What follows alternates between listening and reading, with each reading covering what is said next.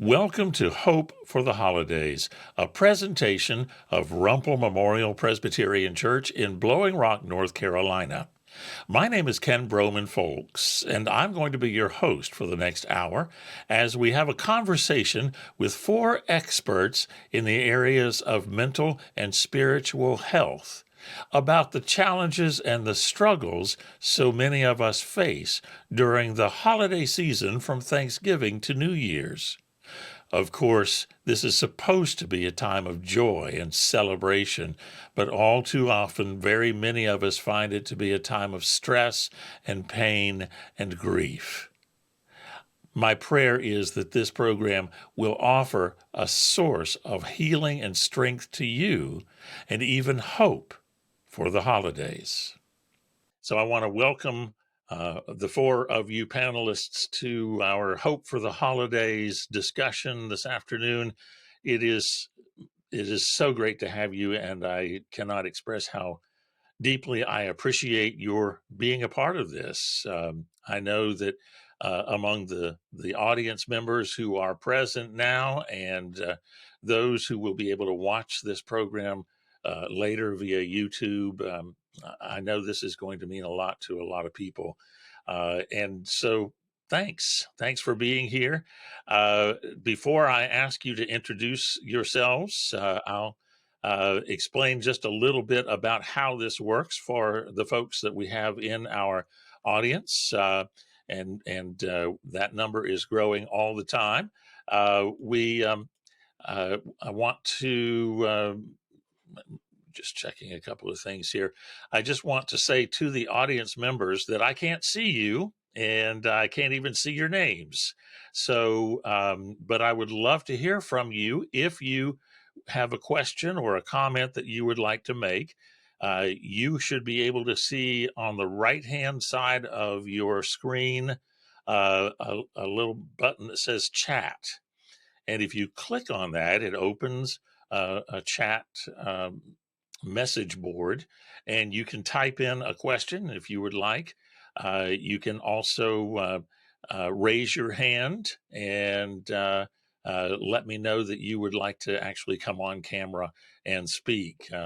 It would help if you do that through chat, and then I can let you, you can tell me what you want to ask. And that way, if we're not able to actually get you on screen, then we'll ask the question for you. Okay. So I'm going to begin us with a short word of prayer, and then we'll introduce ourselves and get started. Let's pray. Lord God, this season of the year is indeed a time to remember the goodness of our God, who has given his Son that we all might have life eternal and abundant. We know that there are times when all of the activities and the feelings that surround this time become difficult, and for many different reasons, from the loss of a loved one to other anxieties that we may have, or just the stress of the season. Whatever it is that makes it difficult to find joy in this season, we ask that you would use this time to offer meaning and healing, and even the possibility of opening up new ways of finding the joy in a season that for many of us does not always contain as much joy as we would like. We ask your blessing and your presence upon our panelists, upon our audience, upon those who will be watching this later on, upon us all, Lord, that we might truly know your peace, the peace that comes from your Son, and the peace that we can offer to the world. We ask your blessing in Christ's name. Amen. All right, let's go around shortly, and not shortly, but briefly introduce ourselves to each other. Newton, would you start first and tell us a little bit about yourself? I said I would introduce myself, but I'll do it after you all. Be glad to. I'm Newton Cowan. I'm one of the pastors at First Presbyterian in Greensboro. Part of my responsibility here is pastoral care. My experience in my pastoral ministry has led me to several different sized churches, as well as a year of chaplain residency at Cone Health, 2 years as a hospice chaplain, and I continue to do hospital chaplaincy now as addition to my work at First Presbyterian. So I've been with folks in the immediate grief of an immediate loss, but also a journey with folks throughout their life as they've lost and experienced their own grief and my own personal grief as well. All right. Thank you, Newton. Carol? Yes, my name's Carol Hassel. I am a retired Presbyterian Church USA minister. Served out my ministry in the Presbytery of Charlotte, now living in Creston, North Carolina. I am currently an active spiritual director and have been, it overlapped my ministry in the Presbytery of Charlotte as a spiritual director. And I'm an Enneagram professional. My ministry in Charlotte was congregational ministry. And the last 5.5 years of my ordained call there was serving as the chaplain at Sharon Towers, which is the Presbyterian home of Charlotte, so a continuing care retirement community.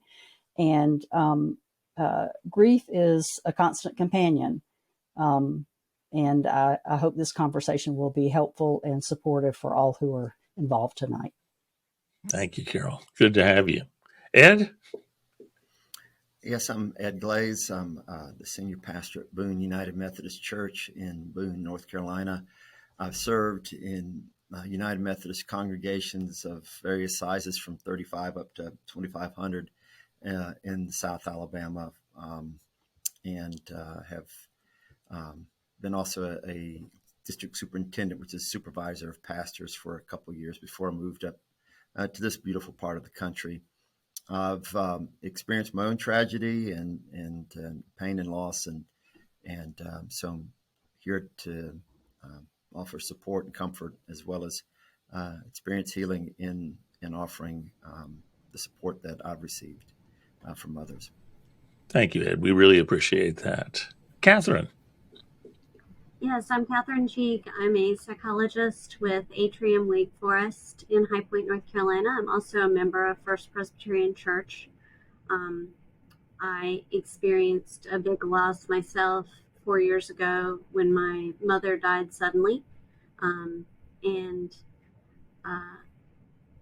got lots of personal practice in grieving and learning how to heal in healthy ways that my education could not have possibly prepared me for. So I have a real passion for this and enjoy getting together with you all to talk about grief, especially during the holidays. Thank you for inviting me. Thank you, Catherine. It's good to have you as well. And I am Ken Broman-Fulks. I actually was Catherine's pastor for about 18 years before I retired 2 years ago. I was the lead pastor at First Presbyterian in High Point, and retired just as COVID started, which I've had some survivor guilt about with all my my fellow ministers who have worked their way through this and struggled through it, while I stayed at home and didn't have to struggle through it, except for the ways that we all had to. But it is a great thing that I'm now enjoying being the parish associate at Rumpel Memorial Presbyterian Church in Blowing Rock, North Carolina. And no, I haven't moved up there, especially not in the wintertime.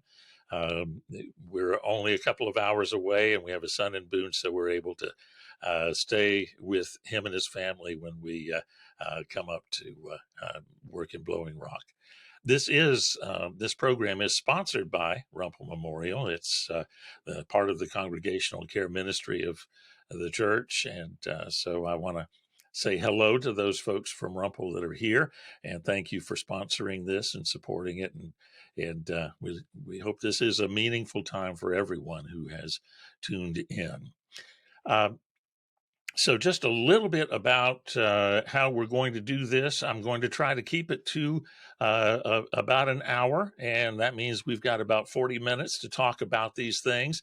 And I've got a few questions that I'm going to use to start off the conversation, but I really do want it to be a conversation among the five of us, and those who are a part of the audience as well.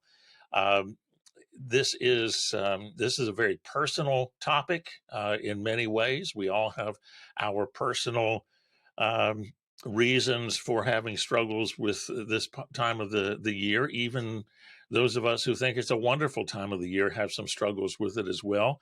There have been more than one Christmas Advent seasons where I, as a pastor, got about 3 weeks into Advent and started claiming that this was not a joyful time of the year, and I didn't particularly like it.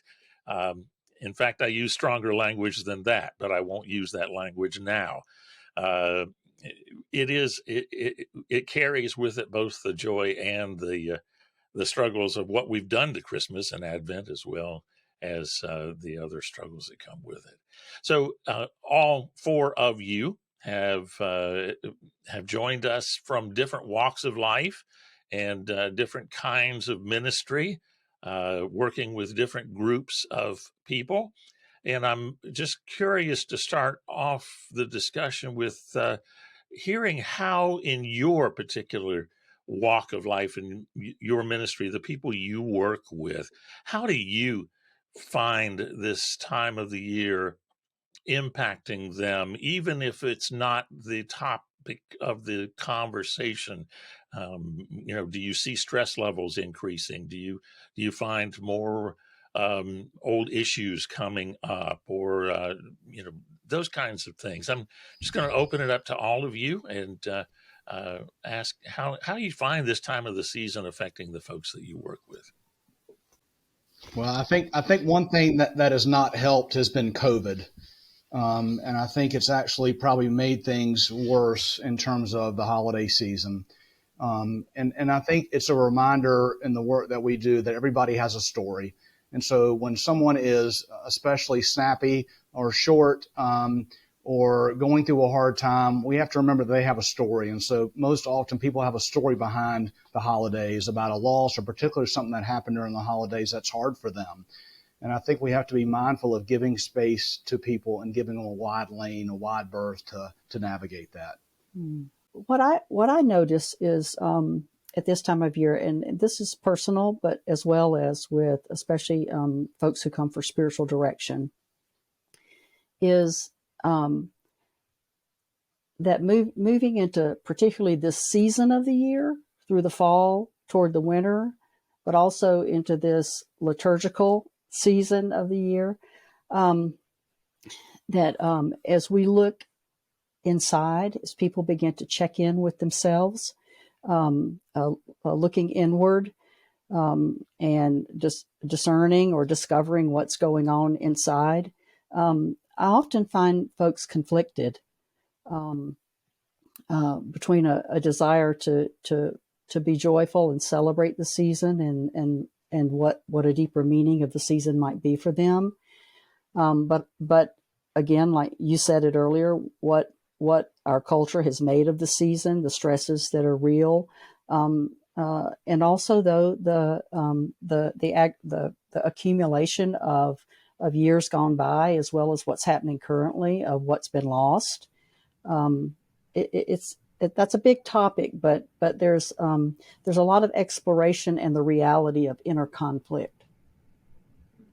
Yeah. And it seems that conflict seems to appear more this time of the year. Mm-hmm.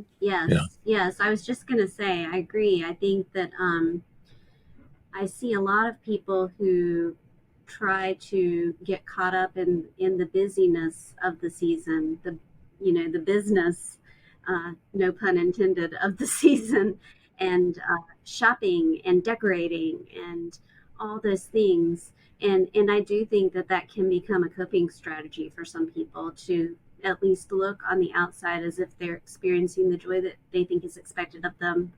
And I really think we need to honor that the loss of someone close to you, no matter what, no matter whether it's sudden or after, you know, a long period of illness, that the loss is a trauma.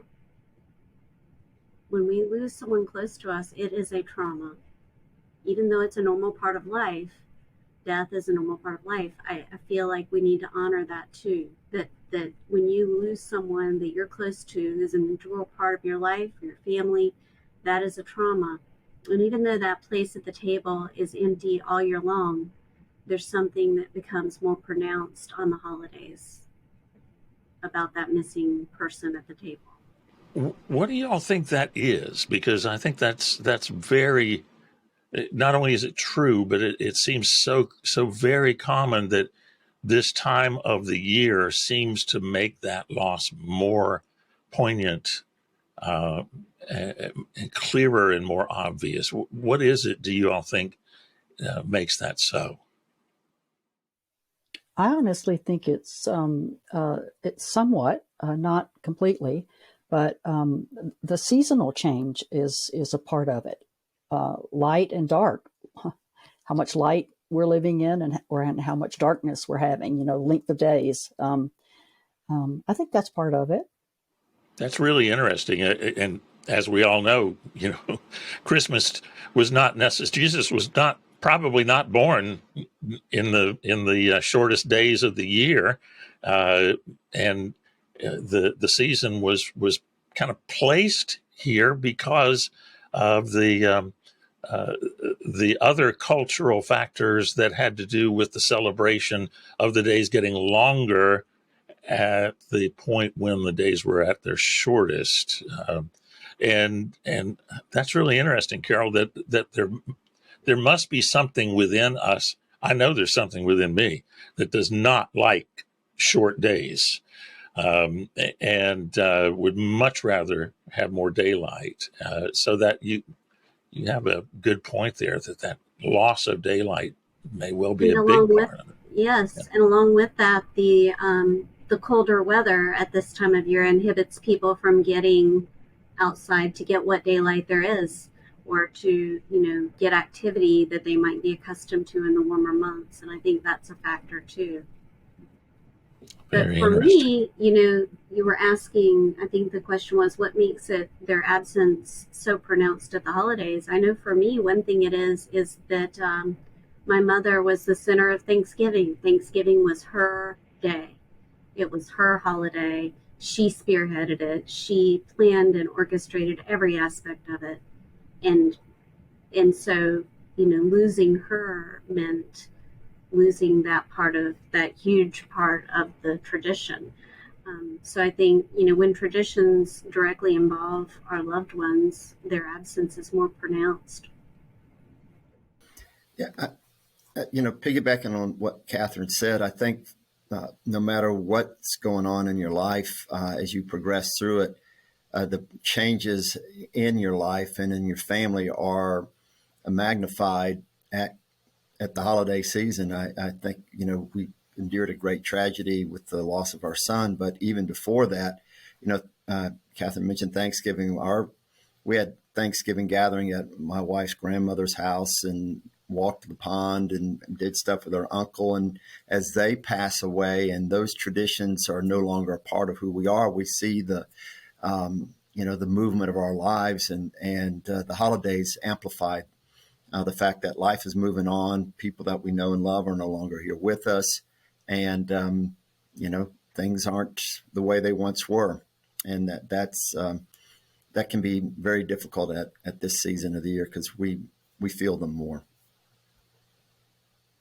You know, that's well said, Ed. And I think I don't know why we get stuck sometimes. I mean, I do think when both my parents are now dead, I've lost a sister, and so traditions have changed. And so when we become kind of the oldest part of the generation, it's hard, right? And so we want to put the genie back in the bottle. We want to go back to the way it was, and yet we can't. And so why do we find ourselves stuck and not able to create new memories and new traditions? I don't know what it is about the holidays. It just kind of makes us look back instead of maybe looking at what we have and how much we do have. I don't know. It's an interesting dilemma. And I guess I've never thought about it like that.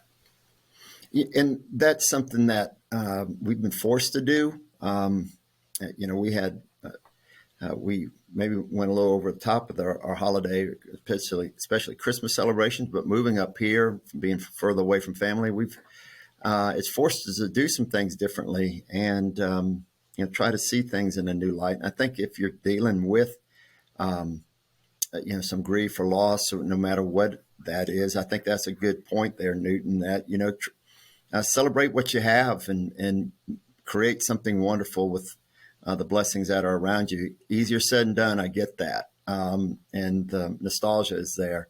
I found that I get pretty nostalgic at Christmas, and there's a melancholy there that I never thought about it relating to light and dark. And this deep Southern boy does not like this cold weather that lasts forever.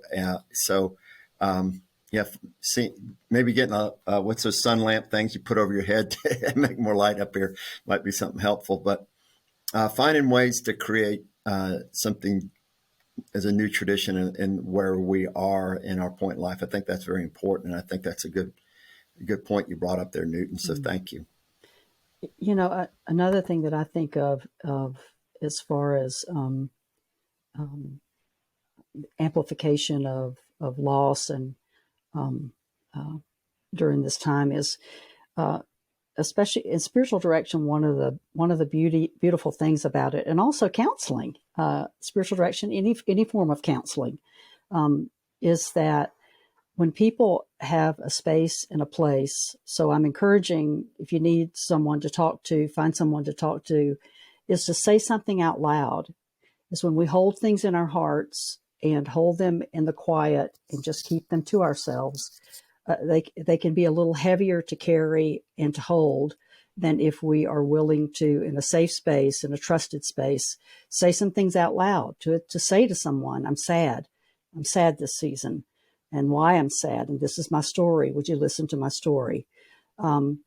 It's to me a spiritual practice to tell someone your story, to say some things out loud, to be honest, to be real, and to have someone who can hear that and hold that with reverence and love and respect.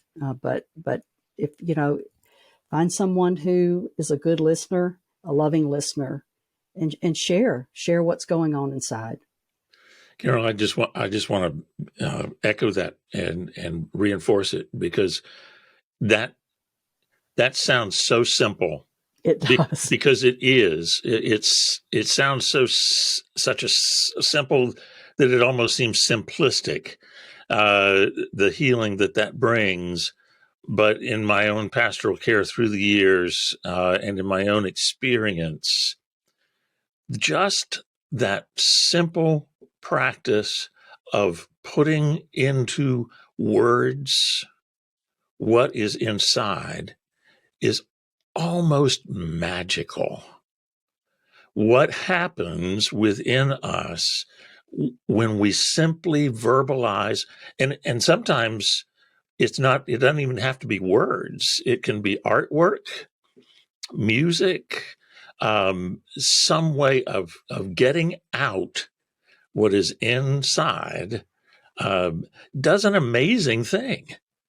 And it is too bad that so many folks in our culture find that practice is scary or taboo or, a sign of weakness, when it's so amazing what it does. Yeah, absolutely. I mean, I sought out professional counseling. I actually went to hospice for my grief counseling, in addition to the counseling I did with my wonderful minister. It was indispensable for me to be able to communicate with someone outside of my friends and family circle who is an expert on grief. And if you don't know this, hospice offers free grief counseling. You don't have to have participated, like your relative who passed doesn't have to have been in the hospice program for you to be able to tap into those services, and they are incredible. And then I would also add, just in addition to that, communicating with your friends and family. is essential. They can't read your mind. I believe they are God's angels here on earth. And He is directing these people who love us to lift us up. So I would encourage all of you, and I'm in this category too, who may tend to defer getting help and letting your loved ones help you and support you, to let them lift you up, let them do God's work, let them, if they want to bring you a meal, if they want to vacuum. I had friends who did my laundry. What good friends. Let them love you. They can't change the loss that you've experienced, but they can do your laundry. And they can, do other things that you might need them to do, but they can't read your mind. So you have to communicate with them too. And what you need may change from one day to the next. And that's okay. We folks in the South love to bring food, which is an expression of love, and it's one that is often needed. But laundry is great too. Catherine, that's a beautiful story, and it reminds me of, there was a woman here in Greensboro named Nina Riggs who wrote a book called One Bright Hour that the city did as a one city read, and she died before she finished the book, but her husband finished the book and went on a tour to talk about it. And he said one of the things that he found in his journey in caring for his children was people would often say to him, "Let me know if you need anything," and that put the burden back on them to have to figure out what it is I need to ask somebody. He said what meant the most was somebody just showing up and doing it, mowing the grass, bringing the kids new shoes before the first day of school. Just do something. And so the fact that your friends came and did laundry is a really beautiful expression of love and care. And we have to allow them to do that, which is not always easy to receive that. But I think we often think, well, if they need something, they'll call me, versus us just being proactive and doing something for somebody else. Mm-hmm. Mm-hmm. It's a great point. Another word that comes up often in spiritual direction, inner explorations, is capacity. What's my capacity? And that's a really good question to ask yourself on any given day, or even in any given situation. What's my capacity here? And then I think someone has just used the word to honor, to be willing to honor my fullness of capacity or my lack thereof, to respect that and to honor it. That's very important too, because it's not, so in addition to needs, it's, but also is my capacity here to take this on, or to attend that, or to, capacity to receive even. Yeah. I was going to ask you to unpack that word capacity a little bit, but you started to do that at the end. It's just what you are able to do on a given day, a given week, a given season. Yeah.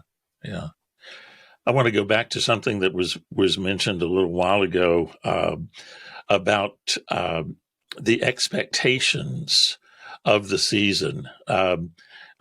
In a previous church that I served, I did a lot of pastoral care and counseling, and a phrase that I think it came into my head. I may have heard it from someone else, but it has stuck with me as a means of coping that we need to do more of, and that is, don't compare your insides with other people's outsides. In the sense, and particularly we've heard it talked about a lot in terms of social media, that you see everyone's outsides and they put the best pictures, the happiest moments, the best clothing, they look their best. And then we compare our insides, how we're feeling inside, and think we're supposed to be as happy as they look in their social media posts. And it struck me as y'all were talking that seems to be built into this time of year, doesn't it? All of the Christmas carols talk about it's the most wonderful time of the year. And so we hear this message that this is supposed to be the most wonderful time of the year, and there must be something wrong with me if it's not the most wonderful time of the year for me. And it just struck me that this is one of the ways that perhaps that we can minister to each other in this time of the year, is that it doesn't necessarily have to be the most wonderful time of the year. It's great if it is for somebody, but sharing our own grief, sharing our own frustrations, sharing our own stress, may be a good way to acknowledge the fact that it's okay to feel that way, and other people can hear, oh, so you're feeling that way too, instead of, gosh, another person that I should live up to and I don't. That just hit me. Let's talk a little bit more about the grief aspect, because if anything causes this time of the year to be difficult, it is that grief that we have experienced, the loss of loved ones that were such a big part of past holiday seasons, from Thanksgiving to New Year's, and remembering how it used to be when they were here and missing them. And Ed, I'm going to call on you because you said you would like to share, not necessarily because you like to share it, but because you want to help other folks. You mentioned, at least beforehand, and I can't remember if you mentioned it when you were introducing yourself just a moment ago. I was answering an email from someone who was trying to log on. That just 4 years ago, you lost a son. And would you mind sharing some of that with us? Yeah. In September of 2018, we were living in the Gulf Coast. I was serving a great church, and things seemed to be going well. He had just graduated from college, had his first coaching job, recently engaged, and it all seemed right with the world. And then on September 9th, wee hours of the morning, he was involved in a single car accident and taken from us. And I was at church on a Sunday morning, about to enter into the pulpit for speak for the second Sunday or second service that Sunday, and state trooper came and informed us of this great loss. And Alicia, my wife, was serving at a church in another town, about an hour away. And so that was hard and difficult, trying to, communicate that with her and getting together and dealing with the shock, the tragedy, the loss, all the grief, the disappointment. And people came around us, though, to help us. I mean, Catherine talked about, people doing laundry. People came and supported us. Some Sunday school class in our church totally redid our backyard to make it a sanctuary for where we could go and rest. This one lady, a friend that from college years, wrote us every week for an entire year, just letting us know she's thinking of us. And so people came around us. We became part of Compassionate Friends, I believe is the name of it. It's a support group for people who had lost children. And one of the most poignant things that was said to us as we approached the holiday season, because we were, this happened in September, so we're having Thanksgiving rushing on us like, a fast-moving train. That I'll never forget. A person who had been down that road for a number of years said, "Remember, you've already experienced the worst day of your life."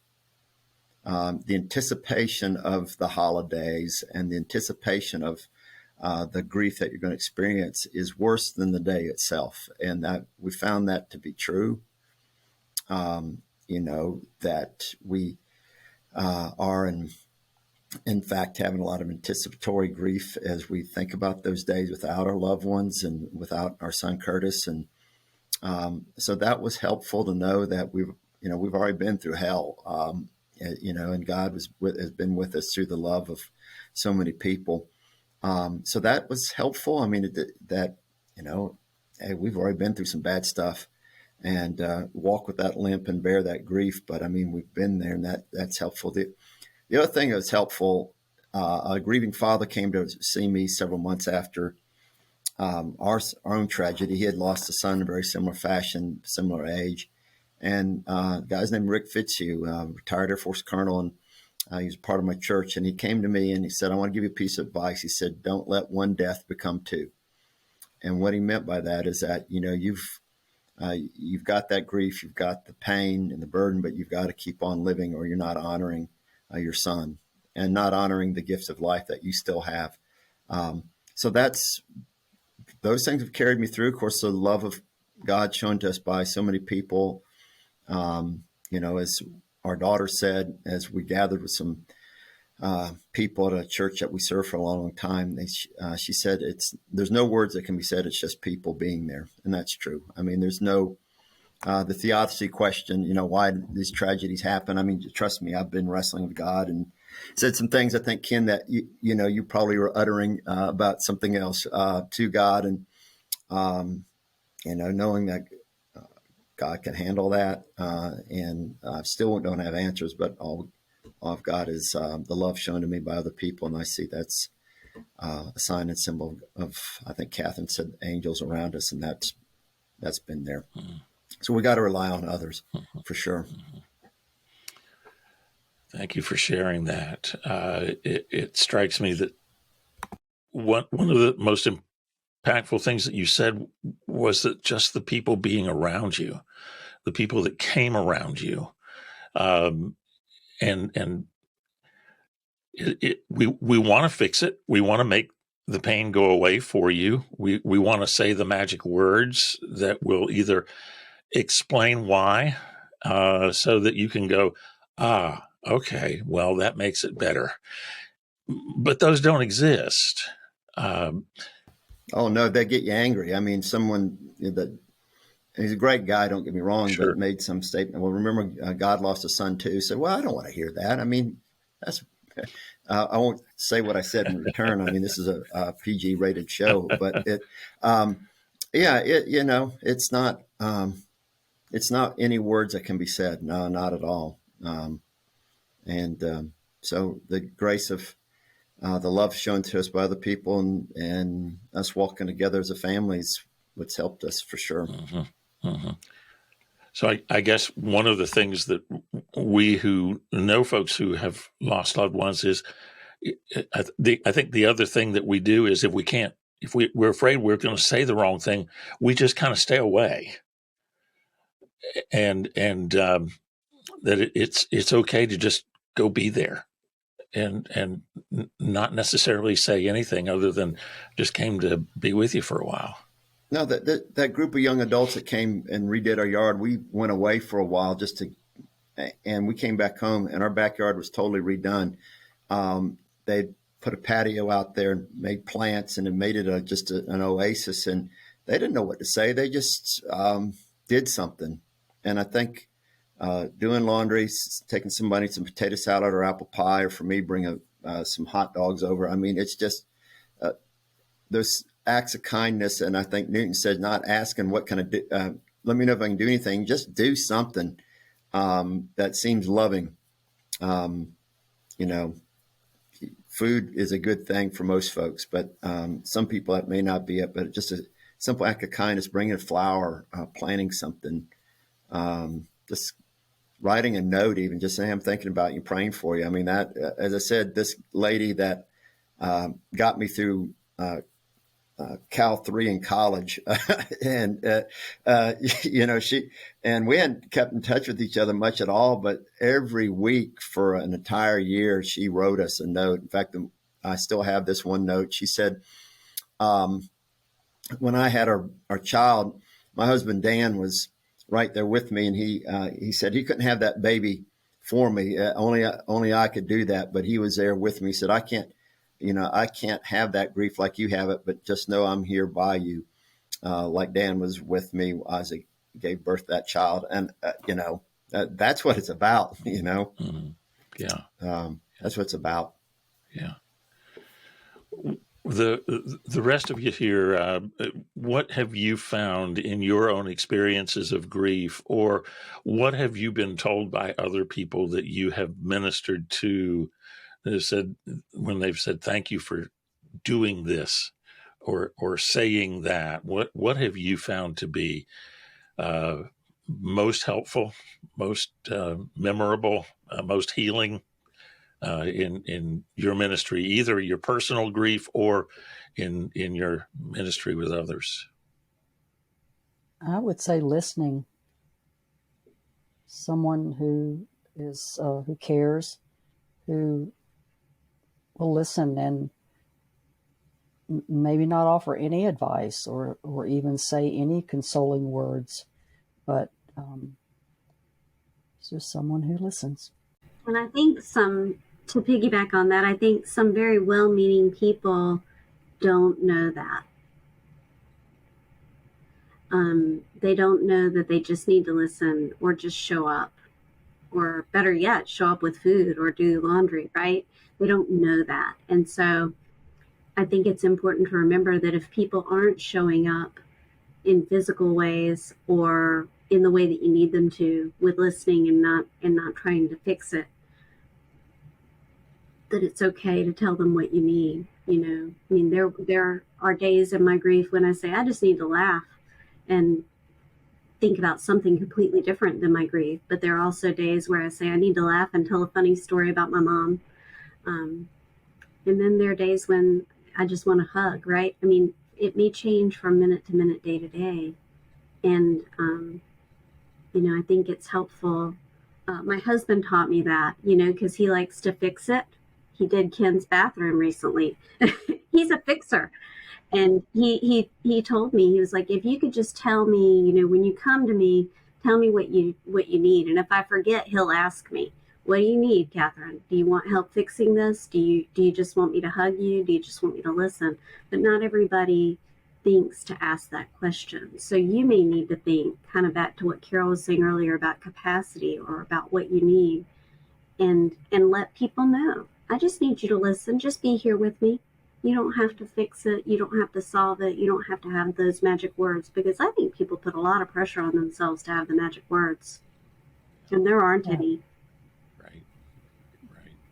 And isn't that a journey in and of itself of me stopping for a moment or just even considering how to recognize what I need and then how to say that out loud. Yeah, and so I guess what I want to ask is, from your own experiences of grief, being on the inside of the grief, rather than we've had some really helpful things said for folks around a person who is grieving, but from inside your grief, for the folks who are watching now or watching later who are experiencing that grief now, from your experience, what did you find that you needed to do to get through the day or through the season? Well, I'm on Catherine's page, and that is after my mother died, and then after my sister died, I went to hospice and got grief counseling, and it changed my life because it allowed me to be with somebody that didn't know me, and they allowed me space to. They didn't fix it; they just listened, and to work through that was the greatest gift that I ever could give myself. And I think people can be awfully hesitant about doing that because, one, they don't want to open the wound up again. They feel like it's ripping the Band-Aid off. But the truth is, you can push it down for only so long. It's not going away. And you have to be able to work through it. And allowing folks to be vulnerable with you is really a gift. And hospice, and there are other places that do it as well. It's not just, but to find that grief support is really, really important. And I think one of the things that I wanted to share, that a piece of advice that I got after my mother died, is her next door neighbor came over and goes, Newton, I'm going to tell you, the first year the first year is the hardest year. And I said, what do you mean by that? He said, because it's going to be the first Thanksgiving, the first Christmas, the first birthday. And he said that year of first is really hard. And I didn't understand that at first, but I've come to live into that. And that was really important for me because it's not going to be the same. And you think 3 months or 6 months down the road, well, this should be all better by now. But then another first comes, and that wound that you thought was a scar opens right back up again, right? I've said that to folks myself, that you got to go through the calendar once. You've got to go through all those firsts, and that doesn't mean it's going to all be better in a year. but that first year is going to be hard. And don't think 6 months from now, when it's 4th of July and the family usually all gets together, that it's going to be okay. I found in a time of grieving for me, it took a while, but I began to notice a pattern. And as a chaplain at Sharon Towers, I was part-time. So I would come home in the afternoon between 2 and 3 p.m. And this was a time of personal grief for me. And I didn't notice at first. I just felt so tired every day, just incredibly tired every day. So I would walk into our home, walk into the den to my chair and sit down in my chair, my comfortable chair, and easily spent 2 to 3 hours sitting in that chair. And that pattern began to wake me up to what's going on during that time, what's happening there. And I realized that my grief had actually physically immobilized me. And I began to have pain, which is what really woke me up, in my left hip. So it localized itself in one particular part of the body. Yes. Interesting. Yeah. Yeah, I think that was one helpful thing that someone told me, and I'm glad they did, is that the pain from intense grief does become physical. For me, it was visceral, and it was physical. And I'm glad someone warned me about that, because I was really scared. In fact, part of why I went to the hospice counselor was to make sure that I was okay. Because I was really scared by the intensity of the emotion that I felt. I had never felt emotion like that before. And it can be scary. And let me bring up another part of that, of grief that is not always, but very often a part of grief, and that is feelings of guilt. My father died several years ago, and he and I never had the best of relationships, and I was always able to blame that on him until he died, and then I began to feel some guilt that I didn't do more to be a better son and have a better relationship with him. And I realized also that was something that in my own experience in ministry, very often folks would express regrets, which is another way of saying guilt, over the losses that they were experiencing. Have you all found that?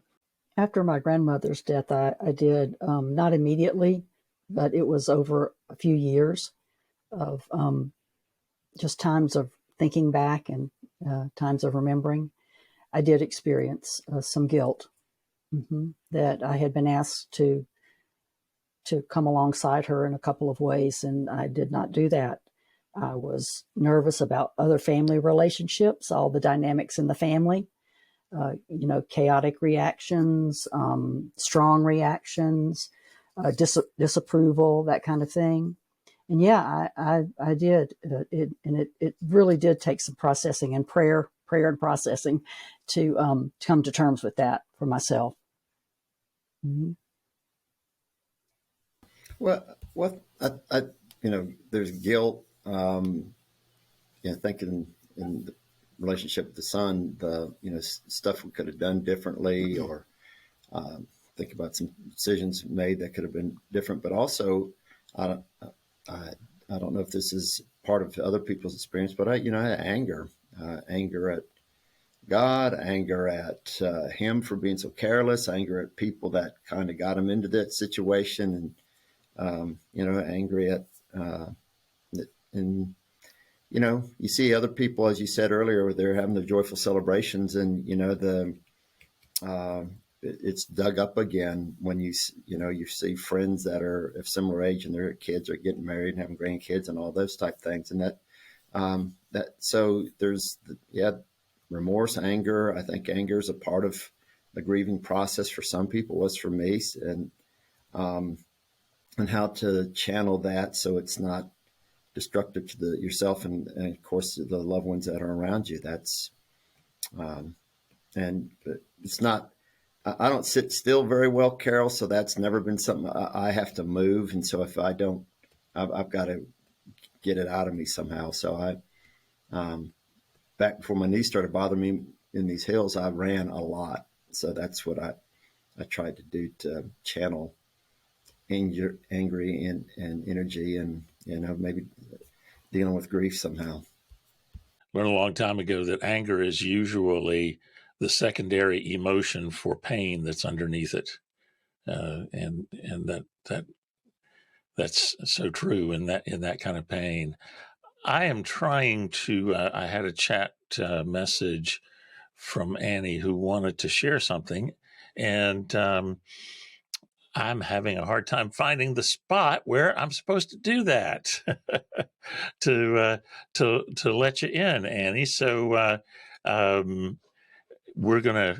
What I would like to ask you to do, Annie, is if you can type in a little bit of what you'd like to share, while I am also trying to find how I can let you in. In addition to the things that we have talked about, what are some of the things that you have shared with others that you work with or minister to as a means of supporting them through these times?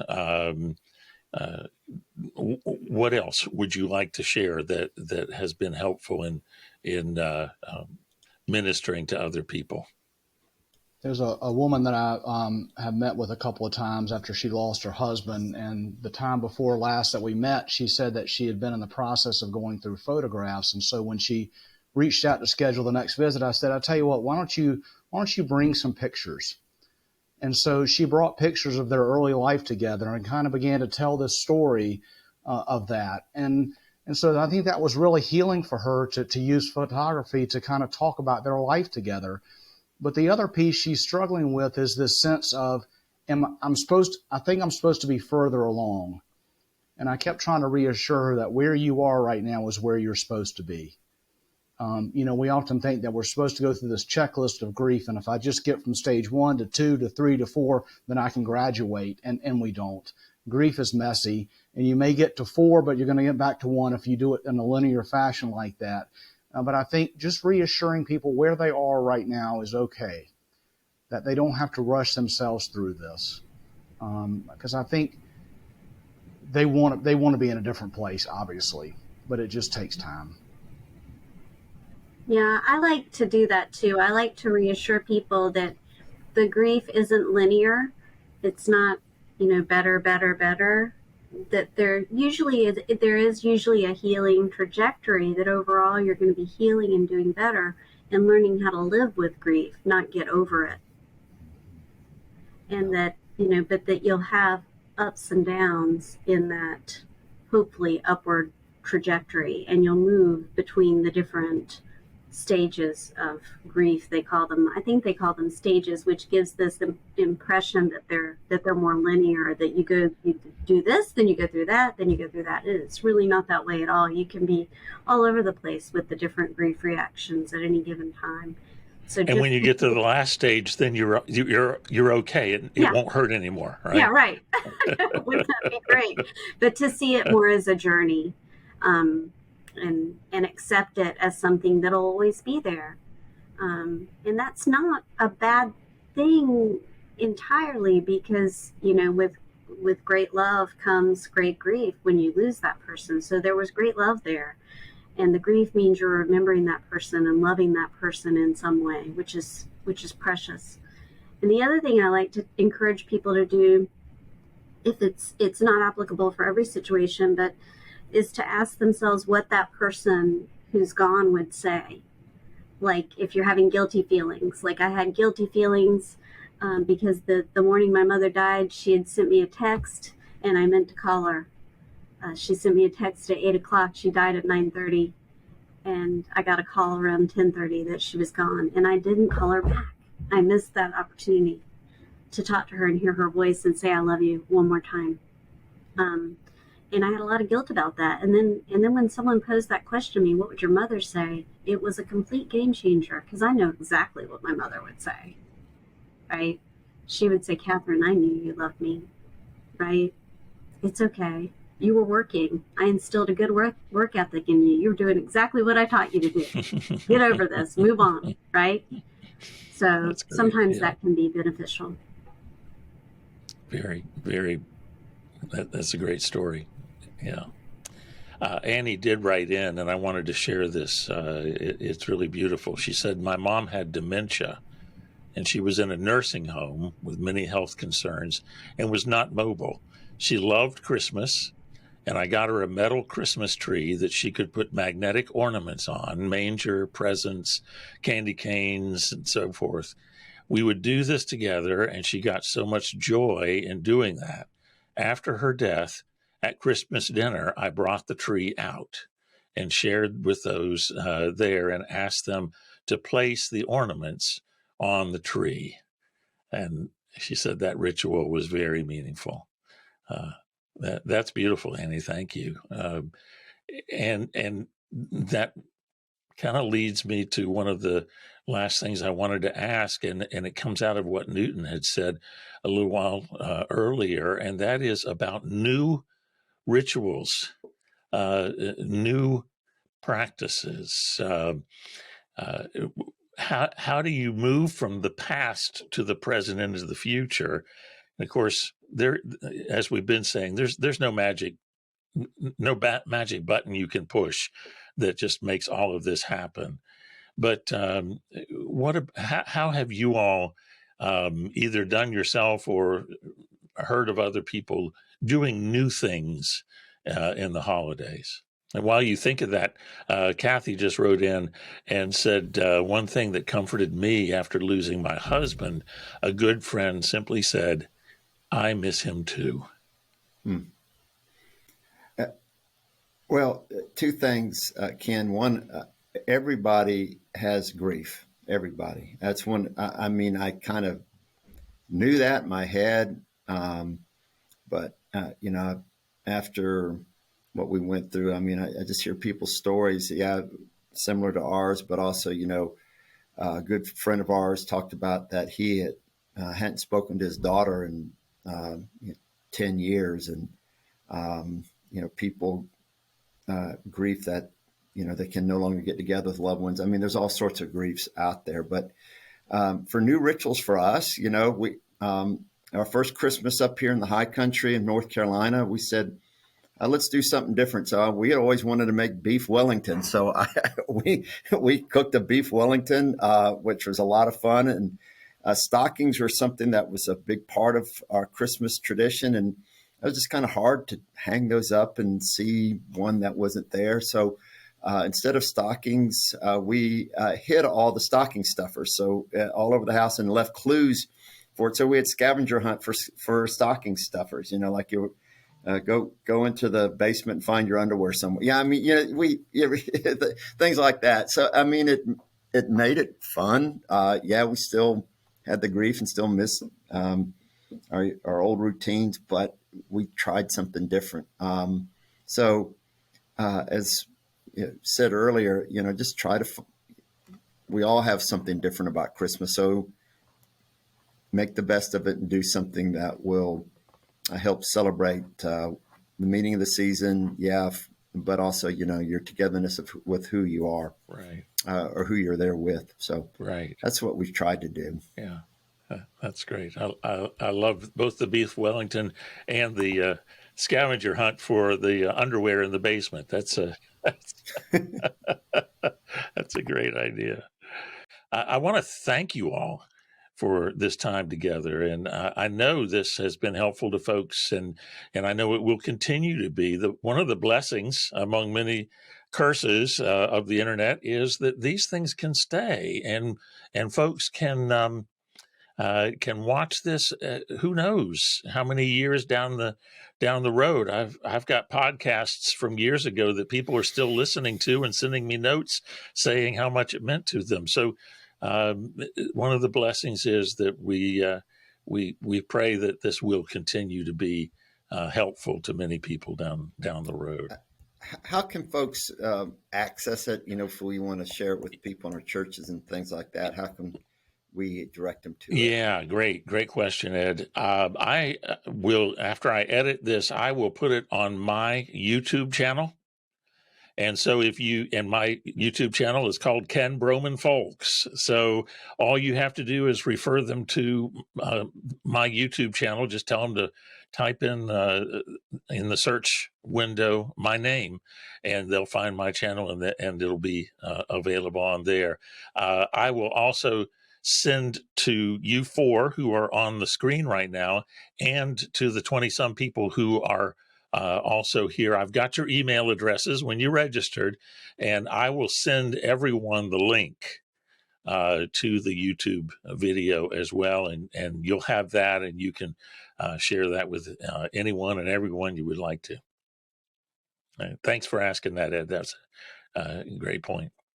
Lori sent this prayer that I think would be a wonderful way for us to close. So let's close with this prayer. Lord, you have permitted this season in my life. Help me to be content in the midst of it and to recognize your power and might as they are at work. And one of the things that I love about that prayer is that it didn't say that God caused it. And God is in the midst of it, bringing healing to us. And our prayer is that will bring some sense of peace. And that's our prayer for everyone present and everyone going through this time of the year, all year.